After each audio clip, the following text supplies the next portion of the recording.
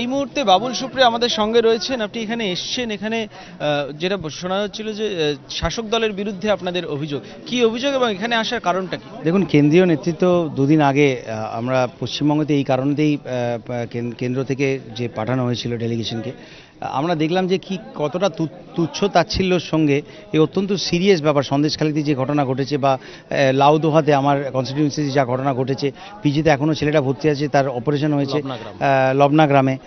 তাছাড়া এখন এখানে যেটা দেখছি যে ছেলেটি পাড়াতে ঢুকতেই পারছিল না।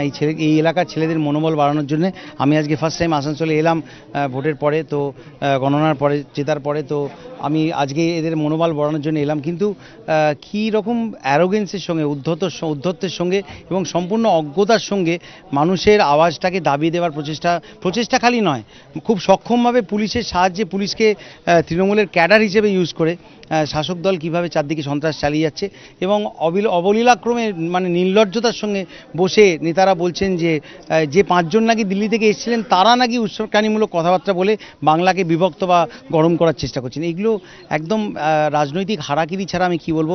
তৃণমূলের ভাষাতেই বলতে হবে যে ওনা যেরকম এককালে পরিবর্তন এনেছিলেন, পরিবর্তনের কথা বলে মানুষকে ভাঁওতায় দিয়েছেন, যেভাবে পরিবর্তন এনেছেন সেভাবে কিন্তু বাংলার মানুষ কিন্তু আবার পরিবর্তন আনতে পারে এবং ওদের নিজেদের নেতারাই বলে দিচ্ছেন যে কীভাবে রিগিং করে কে কত ভোটে জিতেছে। তো আমাদের তো আর কিছু বলার দরকার নেই, সব তো দুধ কা দুধ পানি কা পানি হচ্ছে।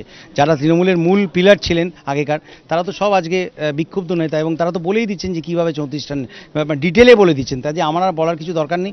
আমি আপনাদেরকে অনুরোধ করবো যে এই যে ছেলেগুলোর কে আমি যে বলবো যে আমি আধ ঘন্টার জন্য তোমায় বাড়ি পৌঁছে দিয়ে গেলাম, সেটা কিন্তু ফাঁকা আওয়াজ অ্যাকচুয়ালি। কিন্তু কারণ যাদের হাতে আমি ছেড়ে দিয়ে যাচ্ছি পুলিশ, তারা তো কিছু করবে না, উল্টে তারা ওই ছেলেগুলোকে চিহ্নিত করে তৃণমূলের নেতাদের গিয়ে খবর দিয়ে দেবে, তাদের বাড়িতে বসে চা বিস্কুট খাচ্ছে, বলে দেবে যে এই ছেলেগুলো তো আপনার আমাদের নামে কমপ্লেন করেছে। কাজে এদের মুখগুলো ব্লার করে দেখাবেন। আর মানুষকে এটাই বলে যাচ্ছি, মা বোনেদেরও এটা বলে যাচ্ছি যে সন্ত্রাস এসে সন্ত্রাস তো করতে পারবেন না, করার দরকারও নেই। ঝ্যাঁটা বটি নিয়ে দাঁড়ান, মারার দরকার নেই।